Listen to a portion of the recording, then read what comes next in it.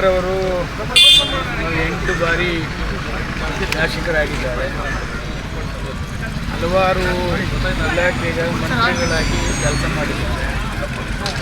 ಪಕ್ಷದ ಅಧ್ಯಕ್ಷರಾಗಿ ಸರ್ಕಾರ ತರ್ತಕ್ಕಂಥ ಪ್ರಯತ್ನವನ್ನು ಕೂಡ ಪ್ರಾಮಾಣಿಕವಾಗಿ ಅವರು ಮಾಡಿದ್ದಾರೆ. ಜೊತೆಗೆ 2023ರಲ್ಲಿ ಬಂದಂಥ ಸಮಯದಲ್ಲಿ 2.5 ವರ್ಷ ಅಂತೇಳಿ ತೀರ್ಮಾನ ಆಗಿರ್ತಕ್ಕಂಥದ್ದು ಅವರ ಹೇಳಿಕೆ. ಆದರೂ 2 ವರ್ಷ ಆಗಿ 3 ವರ್ಷ ಕಂಪ್ಲೀಟ್ ಆಗ್ತಾ ಸಂದರ್ಭದಲ್ಲಿ ನಿನ್ನೆ ಡಿಸೈಡ್ ಆಗಿದೆ ಅಂತಕ್ಕಂಥದ್ದು ಮಾಹಿತಿ. ನಾನು ಕೂಡ ಮಾತಾಡಿ ವಿಶ್ ಮಾಡಿದೆ.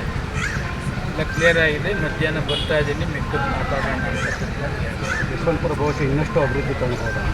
ಬರೀ ಉಪಮುಖ್ಯಮಂತ್ರಿಗಳು ಆದಾಗಲೇ ಬರೀ ಯಶವಂತಪುರ ಅಂತಲ್ಲ, ಸ್ಟೇಟು ಒಂದು ಹೊಸ ಚೈತನ್ಯ ಬಂದಂಗೆ ಆಗ್ತದೆ. ಶಿವಕುಮಾರು ಒಂದು ಥರ 24/7 ಕೆಲಸ ಮಾಡ್ತಕ್ಕಂಥ ಪ್ರವೃತ್ತಿ ಮುಂಚಿಂದನೂ ಕೂಡ ನಿದ್ದೆ ಮಾಡೋದು ಅದು ಮಾಡೋದು ಏನೋ ಇಲ್ಲ, ಹೋರಾಟ ಮಾಡ್ತಾರೆ. ಹೊಸ ಕಾನ್ಸೆಪ್ಟ್ ಇರ್ತಕ್ಕಂಥದ್ದು ಕೂಡ ಥ್ರೂಟ್ ಸ್ಟೇಟು ಟೂರ್ ಮಾಡಿ ಎಲ್ಲ ಯುವಕರಿಗೆ ಮತ್ತು ಕಾಂಗ್ರೆಸ್ ಪಕ್ಷದವರಿಗೆ ಚೈತನ್ಯ ಕೊಡ್ತಕ್ಕಂಥ ಮಾಡ್ತಾರೆ ಇರ್ತಕ್ಕಂಥದ್ದು ಒಂದು ನನಗೆ.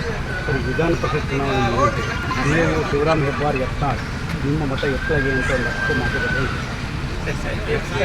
ಈಗ ನಮ್ಮದು ಯಾರಿಗೂ ನೆಸೆಸಿಟಿ ಇಲ್ಲ.